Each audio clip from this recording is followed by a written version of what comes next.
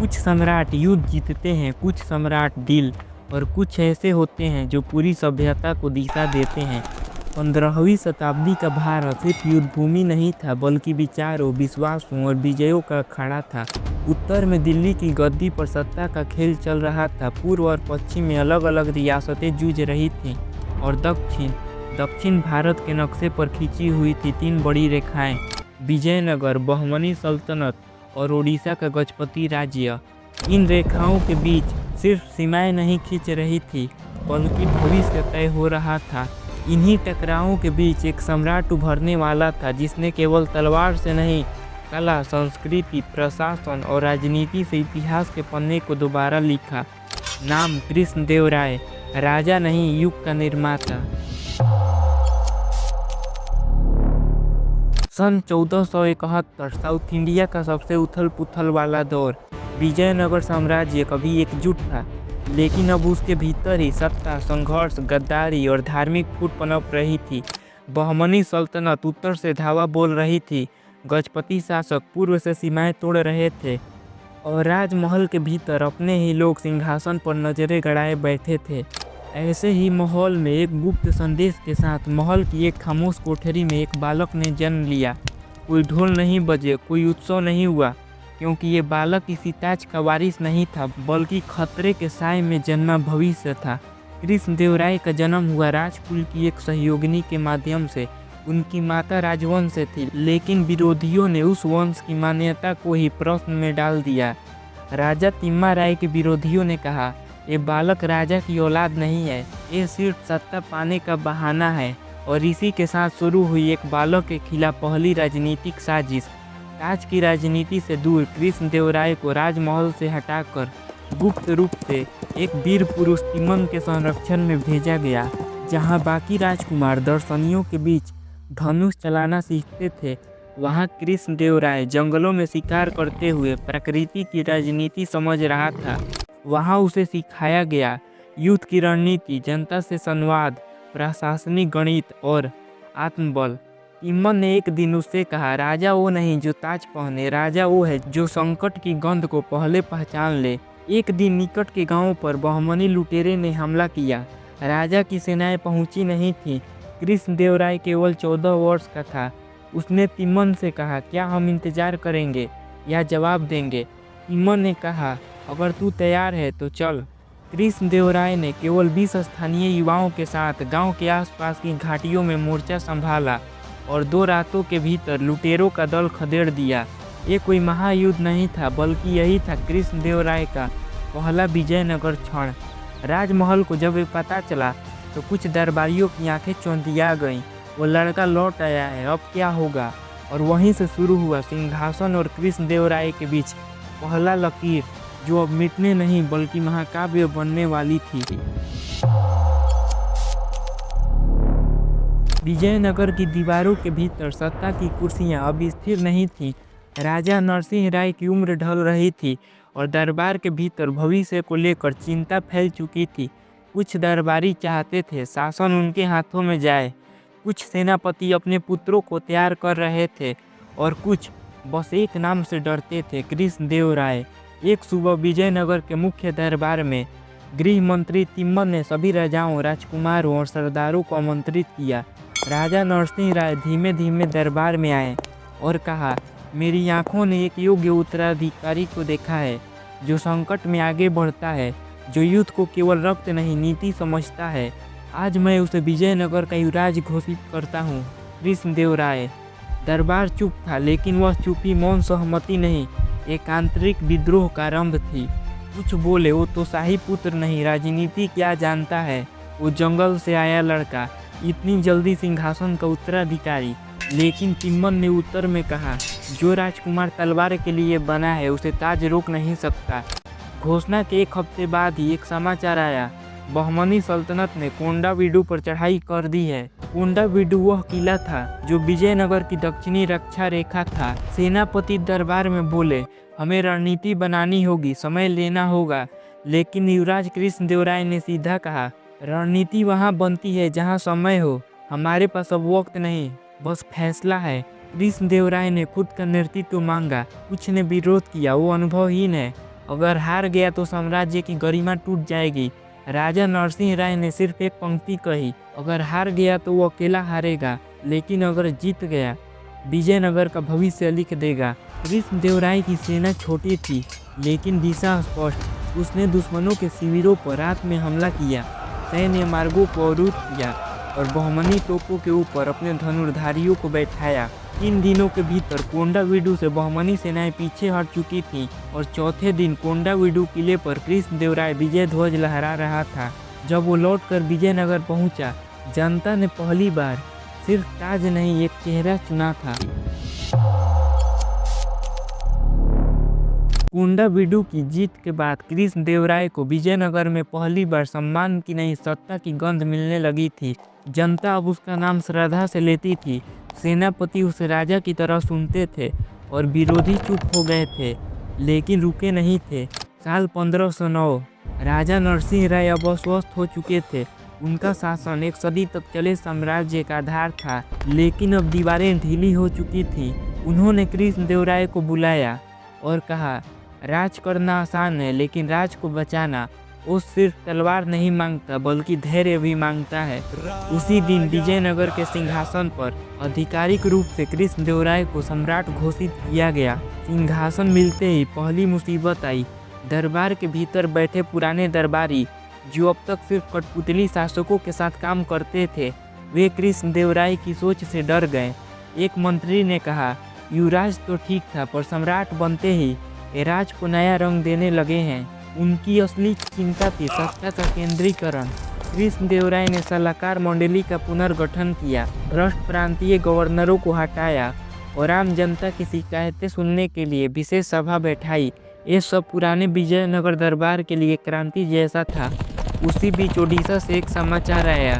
गजपति साम्राज्य, जो विजयनगर का पुराना शत्रु था, उसने उत्तरी सीमाओं पर फिर से सैनिक भेजे थे। गजपति शासक ने संदेश भिजवाया, तुम्हारा राजा नया है, शासन सीखने दो, हमारा हक पुराना है। कुमाम, उत्तरी आंध्र और कोस्टल बंदरगाहें वापस करो। ये सीधी चुनौती थी।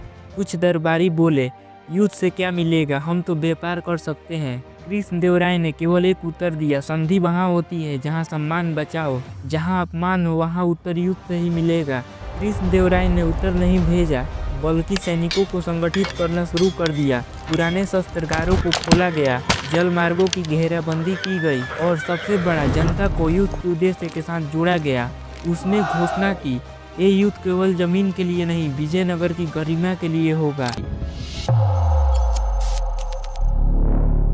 ओडिशा के गजपति साम्राज्य से आई चुनौती अब केवल सीमाओं की बात नहीं थी, यह सीधे विजयनगर के स्वाभिमान से जुड़ चुकी थी। कृष्णदेवराय जानता था, अगर ये चुनौती स्वीकार नहीं की गई तो विजयनगर की नींव नहीं रखी जा सकती। सम्राट ने तुरंत कूटनीति और सेना को एक साथ सक्रिय किया। उत्तर पूर्वी सीमाओं पर 4 किलों की मरम्मत करवाई, स्थानीय सरदारों को विश्वास में लिया और सबसे बड़ा कदम, एक गुप्तचरों का दल गजपति दरबार में भेजा। उसने पूछा केवल एक बात, गजपति शासक कहाँ सबसे कमजोर हैं? उत्तर आया, कोंडापल्ली और उड़ीसा तटीय क्षेत्र। कृष्णदेवराय ने दरबार में नहीं, जनता के बीच जाकर युद्ध की घोषणा की। ये युद्ध मेरा नहीं है, ये हर उस किसान का है जिसकी भूमि छीनी गई, हर उस व्यापारी का है जिसका मार्ग रोका गया, हर उस शिष्य का है जिसकी भाषा को अपमानित किया गया। कोंडापल्ली से शुरुआत हुई। वहाँ गजपति सैनिकों का छोटा लेकिन मजबूत गढ़ था। कृष्णदेवराय ने सीधा हमला नहीं किया, उसने उनके जल स्रोतों को काटा, रात में पहाड़ों से आवाजें गुंजाई और सैनिकों में भ्रम फैला दिया। 3 दिनों में कोंडापल्ली ढह गया। गजपति शासक ने अब एक विशाल सेना भेजी जिसमें हाथी, घुड़सवार और तोपें थीं। कृष्णदेवराय ने मोर्चा संभाला, केंद्र में खुद, बाएं ओर सेनापति थिम्मन और दाएं ओर अनुभवी योद्धा सालकेतु। पहले दिन भारी नुकसान हुआ और दूसरे दिन कृष्णदेवराय ने युद्ध भूमि में अपना शिविर आगे घिसका दिया। दुश्मनों के पास एक संदेश था, मैं पीछे नहीं सामने हूँ। चौथे दिन गजपति सेना पीछे हट गई। उत्तरी तटों पर विजयनगर ध्वज फिर से फहराया गया। गजपति शासक ने दूत भेजा, हम बात कर सकते हैं, लेकिन कृष्णदेवराय ने उत्तर दिया, बात वहाँ होती है जहाँ पहले अपमान नहीं हुआ हो। जब सम्राट वापस लौटा तो जनता ने नारा लगाया, ये राजा तलवार भी है और नीति भी। गुंडापल्ली की विजय ने विजयनगर को शक्ति दी थी और गजपति साम्राज्य को झुकाया नहीं था। गजपति शासक प्रत्युत्तर की तैयारी में था, इस बार केवल सेनाओं के साथ नहीं बल्कि एक वैवाहिक और राजनीतिक चाल के साथ। गजपति राजा ने कृष्णदेवराय को दूत भेजा, संधि के लिए नहीं, एक विवाह प्रस्ताव के साथ। राजा ने अपनी पुत्री जल्दा देवी का विवाह कृष्णदेवराय से करने की इच्छा जताई, इस शर्त पर विजयनगर सेना उड़ीसा की सीमा से हट जाए। दरबार चौंक गया, कुछ बोले यह जीत है, कुछ बोले यह चाल है, लेकिन कृष्णदेवराय चुप रहे। उन्होंने कहा, प्रेम तब पवित्र है जब वो छल से अलग हो। सम्राट ने विवाह स्वीकार किया लेकिन संधि नहीं। उन्होंने घोषणा की, यदि यह विवाह दो संस्कृतियों को जोड़ने के लिए है तो यह शुद्ध है, पर यदि इसके पीछे गद्दारी है तो तलवारें बोलेंगी। इस विवाह ने दोनों साम्राज्यों को कागज पर जोड़ा, लेकिन जमीनी सच्चाई अलग थी। विवाह के कुछ माह बाद ही गुप्तचरों ने सूचना दी, गजपति साम्राज्य ने तटीय किलों पर फिर से सैन्य जमावड़ा शुरू कर दिया है। यह कृष्णदेवराय के लिए व्यक्तिगत चोट थी। उनकी पत्नी जल्दा देवी इस चाल से अनजान थी। वो अब दो दुनियाओं के बीच थी, पिता और पति। एक रात कृष्णदेवराय ने दरबार में सभी मंत्रियों को बुलाया। वो शांत थे पर आंखों में ज्वाला थी। यह युद्ध अब केवल सीमा के लिए नहीं, अब यह मेरे आत्मसम्मान के लिए है, और आत्मसम्मान पर कोई सौदा नहीं होता। इस बार लक्ष्य था गजपति राजधानी कटक। विजयनगर की सबसे बड़ी सेना तैयार हुई, हाथियों की रेजिमेंट, नौसैनिक बंदोबस्त और सेनापति खिमन की अगुवाई। इस बार सम्राट खुद सीधे सेनापति के पद पर थे। 3 सप्ताह का महासमर, पहले सप्ताह किले की घेराबंदी, दूसरे सप्ताह भोजन और जल की आपूर्ति काटना, तीसरे सप्ताह भीतर से विद्रोह को बढ़ावा देना, और अंत में गजपति राज्य को आत्मसमर्पण करना पड़ा। कृष्णदेवराय ने गजपति राजा को बंदी नहीं बनाया, बल्कि कहा, जिसने तलवार से नहीं अपमान से युद्ध शुरू किया वो मेरे बंदी नहीं, मेरे निर्णय का प्रमाण है। जल्दा देवी ने अपने पिता से कोई प्रश्न नहीं किया। उन्होंने कृष्णदेवराय से केवल इतना कहा, आज आपने राज नहीं प्रेम को न्याय दिया है। कटक की विजय के बाद अब दक्षिण भारत का नक्शा बदल चुका था। जहां पहले सीमाएं बदलती थीं, अब एक ऐसी सत्ता थी जो हर दिशा में स्थिर थी, न्याय और संगठन लेकर बढ़ रही थी। कृष्णदेवराय जानते थे, साम्राज्य केवल युद्ध से नहीं टिकता, वो टिकता है व्यवस्था से। राजा ने सबसे पहले विजयी क्षेत्रों में सैनिक शासन लागू नहीं किया, बल्कि स्थानीय सरदारों को सुरक्षा में शामिल किया। उन्होंने कहा, जो जमीन तलवार से ली है उसे भरोसे से संभालना होगा। गजपति क्षेत्रों में चोल, पांड्य और तेलुगु सरदारों की नियुक्ति किया गया। किसानों को टैक्स में राहत मिली और व्यापारिक मार्ग फिर से खोले गए। कृष्णदेवराय हर हफ्ते जन सुनवाई करते थे। कोई भी प्रजा किसी भी वर्ग से राजा से मिल सकता था। उन्होंने नया कानून मंत्रालय बनाया, जहां हर जिले में स्थानीय भाषा में न्याय होता। राजा ने कहा, न्याय वो है जो जनता की भाषा में हो और राजा की नज़र में बराबरी से। कृष्णदेवराय ने तेलंगाना की ओर रुख किया। वहाँ के कुछ छोटे राज्य बहमनी सल्तनत से टूटे थे, उनमें अराजकता थी जिसका फायदा कई लुटेरे उठा रहे थे। राजा ने वहाँ सैन्य अर्थव्यवस्था मॉडल लागू किया। सैनिकों को वहाँ की देखरेख में लगाया गया, भूमि सुधार करवाकर जल स्रोतों का विकास किया गया और व्यापारियों को कर में छूट दी गई। इन वर्षों में कृष्णा नदी से कावेरी तक एक सुव्यवस्थित दक्षिण भारत खड़ा हो चुका था। इस पूरे दौर को इतिहासकारों ने कहा, शांति का स्वर्णकाल, मंदिरों का पुनर्निर्माण, तटीय किलों की मरम्मत, बेंगलुरु, हम्पी और कांचीपुरम जैसे शहरों का विकास, कला, संगीत और काव्य के लिए विशेष प्रोत्साहन। कृष्णदेवराय ने कभी स्वयं को केवल राजा नहीं कहा, वो खुद को कहते थे, प्रजा ही थी मेरा राज्य है। जब तक खेत में हल चलता है तब तक सिंहासन स्थिर है। जिस समय उत्तर भारत धार्मिक संघर्षों और सत्ताओं के बीच झूल रहा था, उसी समय दक्षिण भारत में एक सम्राट अपने राज्य को कविता, कला और संस्कृति से सजाने में जुटा था। कृष्णदेवराय जानते थे, तलवार से राज्य जीतते हैं पर शब्दों से आत्मा। कृष्णदेवराय न केवल शासन करते थे बल्कि स्वयं भी साहित्य रचते थे। उनकी सबसे प्रसिद्ध कृति अमुक्तमाल्यदा तेलुगु में लिखी गई एक महाकाव्य रचना थी, जिसमें उन्होंने श्रृंगारनाथ और भक्ति मार्ग का वर्णन किया। इस ग्रंथ की हर पंक्ति में राजा की सोच, दर्शन और भाषा का वैभव झलकता है। उन्हें तेलुगु को उल्लू के मुकुट यानी कवियों का ताज भी कहा गया। कृष्णदेवराय ने हम्पी, कांचीपुरम और मदुरै जैसे केंद्रों में कलाशालाओं की स्थापना की। वहाँ चित्रकला, नृत्य, संगीत और वास्तुकला को राजकीय संरक्षण मिला। उन्होंने मंदिरों को सिर्फ धार्मिक स्थल नहीं, सांस्कृतिक केंद्र बना दिया। बृहदेश्वर और विठल मंदिरों के गलियारों में गीत की गूंज और नृत्य की छाया अब रोज सुनाई देती थी। 8 रत्न राजा के दरबार में एक विशेष स्थान था। अष्टदिग्गजों का ये 8 प्रमुख कवि, लेखक और विचारक थे जो अलग अलग भाषाओं, परंपराओं और विषयों में माहिर थे। अलसानी पेधाना, नंदी तीमा, भट्टमूर्ति, धूर्जटी, रामराज भूषण, इनकी रचनाओं में राजनीति, धर्म, प्रेम, युद्ध और दर्शन सब कुछ मौजूद था। इन कवियों ने कृष्णदेवराय को अभिव्यक्ति का सम्राट बना दिया। सम्राट ने कहा, मेरे राज्य की सीमा केवल नदी और पहाड़ नहीं, हर वो पुस्तक है जो विचार को जन्म देती है। उनके शासनकाल में तेलुगु, संस्कृत, कन्नड़ और तमिल चारों भाषाओं को बराबर सम्मान मिला। उन्होंने हर भाषा को राजभाषा का दर्जा दिया। आज भी दक्षिण भारत की साहित्यिक संस्कृति में कृष्णदेवराय का नाम एक युग, एक मानक और एक प्रेरणा के रूप में लिया जाता है। उनके बनाए नाटक, काव्य और मंचन सिर्फ पुस्तक नहीं, हर लोकगीत, हर त्योहार में गूंजते हैं।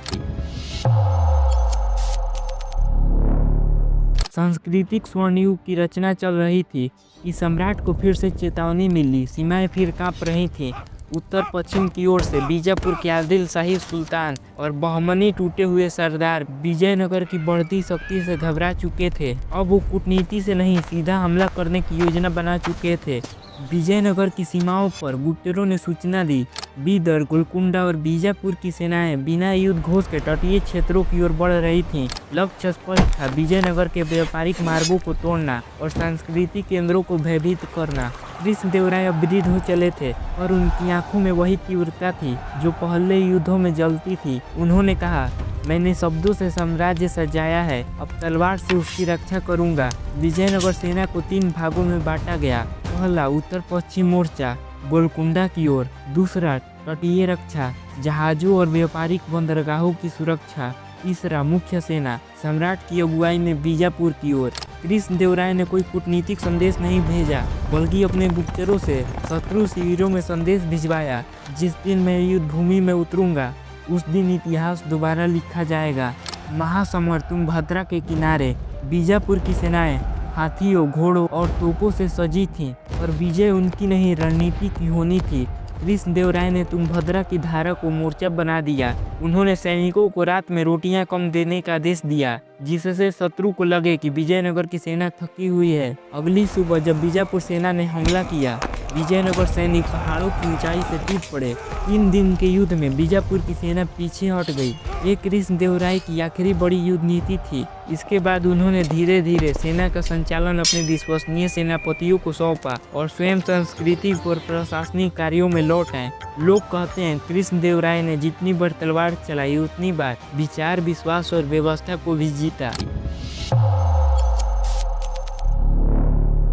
वर्षों की विजय, कविताओं की रचना, राजनीति की लहरों और युद्ध की आंधियों से गुजरकर अब कृष्णदेवराय अपने जीवन की सबसे शांत यात्रा की ओर बढ़ रहे थे। उम्र का भार, बीते युद्धों की थकान और मन में बसी प्रजाजनों की छवि, इन सब से उनके कंधे झुकने लगे थे और चेहरे पर वही तेज अभी था। उन्होंने धीरे धीरे राजकाज की जिम्मेदारियां अपने विश्वसनीय मंत्रियों को सौंपी और कहा, अब मुझे न सत्ता चाहिए न सम्मान, मुझे केवल आत्मा की यात्रा पूरी करनी है। उन्होंने हम्पी के पास एक शांत स्थान चुना, जहां केवल जल की कलकल थी और मंदिरों की घंटियों की ध्वनि।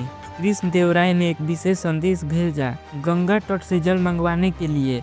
जब उनके मंत्रियों ने पूछा, राजन गंगा जल क्यों, तो उन्होंने उत्तर दिया, जिसने दक्षिण को सजाया उसे उत्तर का आशीर्वाद भी मिलना चाहिए।